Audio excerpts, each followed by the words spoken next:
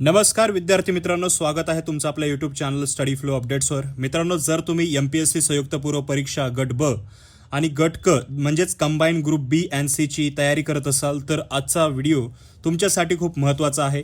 सध्या सोशल मीडियावर आणि विद्यार्थ्यांच्या ग्रुप्सवर एक पत्राची खूप चर्चा होत आहे। हे पत्र आहे माहितीच्या अधिकाराखालील म्हणजेच RTI ने मिळालेलं उत्तर। बऱ्याच विद्यार्थ्यांच्या मनात संभ्रम आहे की 2026 ची जाहिरात कधी येणार, जागा किती असतील।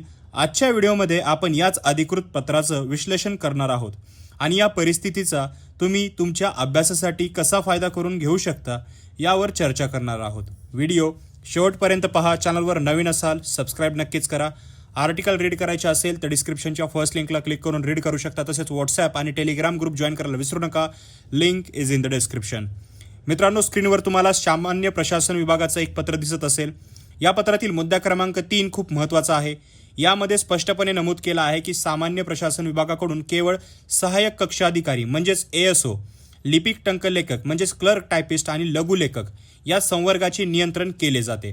आणि सर्वात महत्त्वाची ओळ म्हणजे संयुक्त राजपत्रित गट ब 2026 सहाय्यक कक्ष अधिकारी आणि गट क 2026 लिपिक टंकलेखक संवर्गाचे मागणीपत्र अद्याप महाराष्ट्र लोकसेवा आयोगास पाठवण्यात आलेले नाहीये। आता याचा अर्थ काय होतो? तर याचा अर्थ होतो की शासनाकडून आयोगाला अजून रिक्त पदांची अधिकृत मागणी गेलेली नाहीये। जोपर्यंत हे मागणीपत्र आयोगाकडे जात नाही तोपर्यंत आयोग जाहिरात काढू शकत नाही। आता बरेच विद्यार्थ्यांना वाटेल म्हणजे 2026 मध्ये परीक्षा होणारच नाही का? तर मित्रांनो, अजिबात पॅनिक होऊ नका। प्रशासकीय कामांना आणि कागदपत्रांच्या पूर्ततेला थोडा वेळ लागतो। अद्याप पाठवलेले नाही याचा अर्थ असा नाही की कधीच पाठवले जाणार नाही, असा पण होत नाही। मागणीपत्र आज न उद्या आयोगाकडे जाईलच। तुम्ही या वेळेचा सकारात्मक दृष्टिकोनातून जर विचार केला तर याचा खूप फायदा आहे। जसा वेळेचा फायदा आहे तसं जाहिरात यायला वेळ लागतोय म्हणजे तुम्हाला अभ्यासाला आणखीन वेळ आहे। त्याचबरोबर सध्या पूर्वपरीक्षेच्या मागे न लागता तुमच्या मुख्य परीक्षेचा अभ्यास तुम्ही कव्हर करून घेऊ शकता। भाषा, विषय आणि कायदे यावर पकड मजबूत करू शकता। जे विषय तुम्हाला कठीण जातात जसे की गणित, बुद्धिमत्ता किंवा विज्ञान, त्याचा सखोल अभ्यास करण्यासाठी या वेळेचा वापर तुम्ही करू शकता।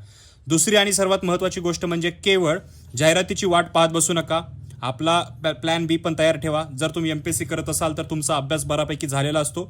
या अभ्यासाच्या जोरावर तुम्ही आगामी सरळ सेवा भरती, जिल्हा परिषद भरती किंवा तलाठी भरतीकडेही लक्ष देऊ शकता, कारण त्याच्याही ॲड्स ज्या आहेत ते येणार आहेत। तसेच केंद्र सरकारच्या वेगवेगळ्या ज्या एक्झाम्स आहेत SSC स्टाफ सिलेक्शन कमिशनच्या किंवा रेल्वे डिपार्टमेंटच्या, तर त्याही तुम्ही देऊ शकता।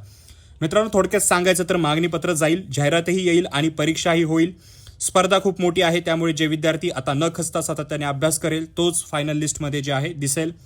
मित्रांनो, ही माहिती तुम्हाला कशी वाटली? तुमचे काय प्रश्न असतील तर खाली कॉमेंट बॉक्समध्ये नक्की विचारा। व्हिडिओ आवडला असेल तर लाईक करा, तुमच्या अभ्यासू मित्रांसोबत शेअर करा आणि अशाच अचूक अपडेटसाठी आणि अभ्यासाच्या स्ट्रॅटेजीजसाठी आपल्या चॅनलला सबस्क्राईब करा विसरू नका। मी मिळतो तुम्हाला पुढच्या व्हिडिओमध्ये। तोपर्यंत थँक्स फॉर वॉचिंग।